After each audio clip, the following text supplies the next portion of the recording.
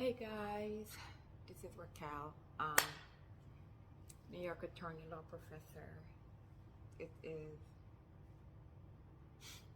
my first time making a video since last week, and you won't hear the pitter patter in the back because my Bella died, so it's particular hard for me. I'm gonna try not to cry. Life goes on, at least that's what they say. So today I want to talk to you about, of course, both trust and estate, but primarily I want to focus on land ownership and home ownership. And I want to take you for a walk with me back to 1862 when Abraham Lincoln, after the Civil War, signed the Homestead Act, which said that any adult can claim 160 acres of land as long as this adult live on it and cultivate it.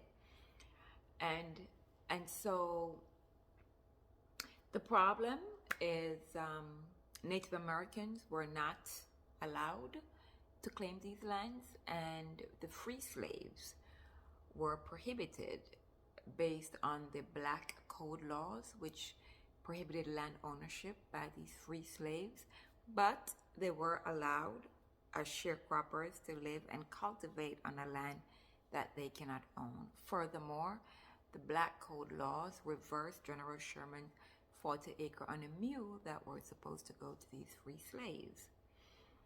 So that was the beginning of the wealth gap in America, with whites having these free land, which acquire equity over time and which has led to generational wealth, while others were not. And so you will see this continues. Now we're leaving the government, and we're in 2008 when the housing crashed. Private equity firms used the opportunity to purchase these buildings, these homes at very low cost, and rehabilitate and resell, etc. So these private equity firms are primarily limited partners. And what does that mean? Limited partner is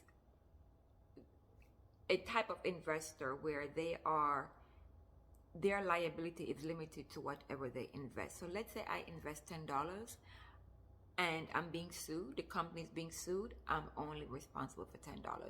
Even though my revenue, my profit could be $1 billion, I'm only allowed to pay 10. But with every limited partnership, you must have a general partner which absorbs most of the debt, and most general partners are limited liability companies. And of course, they are shrouded in secrecy because they are created in Nevada, Alaska, Delaware, Wyoming. Why is this important to you? Well, these private equity firms have declared war against the individual for home ownership. And so in Atlanta, 1 out of 12, in Tampa, 1 out of 10, in Charlotte, 1 out of 8, rental properties are owned by private equity firms. 1/5 of homes in Atlanta are owned by private equity firms. In the Black community, 1 out of 3 homes owned by private equity. In the white community, 1 out of 8. 38% of multi-family properties are owned by private investors, while at least 42 owned by private equity. In 2023, I believe it was 44% of single-family homes owned by private equity, right? So if there's a home that's foreclosed, the likelihood of you getting it or I'm getting it is slim, because private equity is going to walk in there and pay cash at probably a higher price, right? And so the federal government, in 2029, it's going to be 30 years, it's going to expire.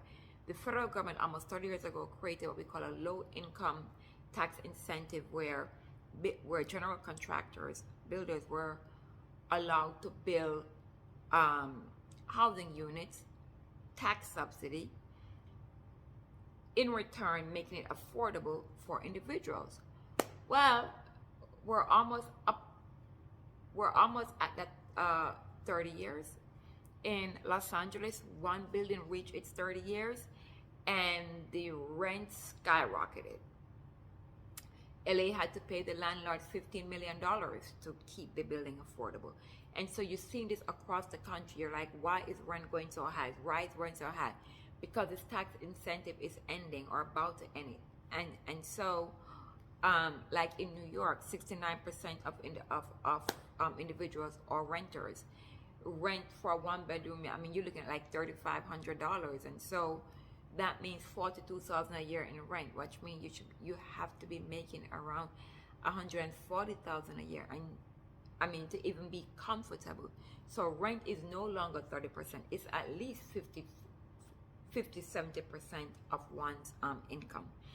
And so private equity firms have paid at least $500 million to federal and state legislature to campaign against affordability, to campaign against tenant rights, to campaign against tenant advocacy group, so you do not acquire wealth, so the wealth can continue to remain in that small percentage, right? So what happens if you are blessed right now to own a home? You're not going to do estate planning to make sure that it doesn't go off to the wolves. You're not going to do estate planning to make sure that it's not being sold by tax lien or water lien. You're not going to get life insurance, make out your trust to make sure that the mortgage is paid off.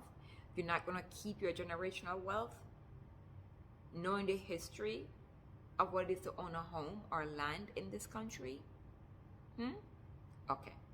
So I want you to really think about, if you have not already, you know how I get, with your estate planning, whether it is a life estate deed, whether if you transfer it to a trust, whatever the situation is, please make sure that you sit down and you do not leave your home open.